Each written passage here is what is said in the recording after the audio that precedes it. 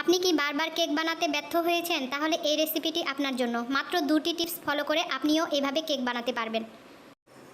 আসসালামু আলাইকুম। আমি আজকে তৈরি করব ফ্রুট পাউন্ড কেক, আর এই কেকটা খেতেও কিন্তু ভীষণ মজা।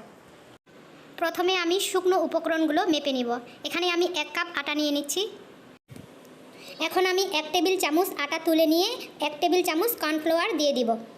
পাউন্ড কেকে গুঁড়া দুধ ব্যবহার করলে কেকটা খেতে ভীষণ মজা লাগে, তাই আমি এখানে 10 টাকা দামের 1 প্যাকেট গুঁড়া দুধ দিয়ে দিচ্ছি।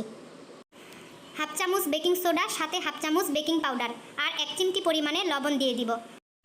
আর অবশ্যই সবগুলো উপকরণ ভালো মতো চালনিতে সেঁকে নিতে হবে। দেখতে পাচ্ছেন বাটিতে আমি 2টো ডিম নিয়েছি আর 1-2 কাপ চিনি দিয়ে দিচ্ছি। আমি প্রথমে 2টো টিপসের কথা বলছিলাম। টিপস নাম্বার 1, এখানে ভালো মতো বিট করতে হবে। অবশ্যই ইলেকট্রিক বিটার দিয়ে ভালো মতো বিট করতে হবে, না হলে আপনার কেকটা ভালো হবে না। ডিম চিনি ভালো মতো ফোম না হলে কেকটা কিন্তু ভালো হবে না।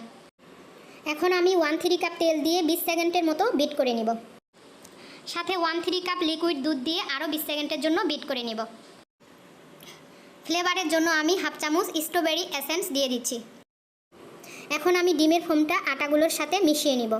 ডিমের ফোমটা আটাগুলোর সাথে হালকা হাতে মিশিয়ে নিতে হবে। এক পাশ থেকে ঘুরিয়ে ঘুরিয়ে মিশিয়ে নিতে হবে। কেকটা যেন নিচে না পুড়ে যায়, তাই আমি তেল ব্রাশ করে একটা সাদা কাগজ বসিয়ে নিয়েছি। কেকের ব্যাটারটা বাটির মধ্যে আস্তে আস্তে করে আমি ঢেলে নিচ্ছি। কেকের ব্যাটারের উপরে আমি কিছু বাদাম, মোরব্বা, কিশমিশ দিয়ে দিচ্ছি। একটা চামচ দিয়ে ড্রাই ফ্রুটসগুলো মিশিয়ে নিচ্ছি। পাতিলের মধ্যে আমি বালুগুলোকে আগে থেকে ভালো মতো হিট করে নিয়েছি। আর দ্বিতীয় নাম্বার টিপস হচ্ছে, এখানে আমি কোনো স্ট্যান্ড বসাবো না, ডিরেক্ট বালিগুলোর উপর বাটিটা বসিয়ে দিব। এতে কেকটা 40 মিনিটের মধ্যেই হয়ে যাবে।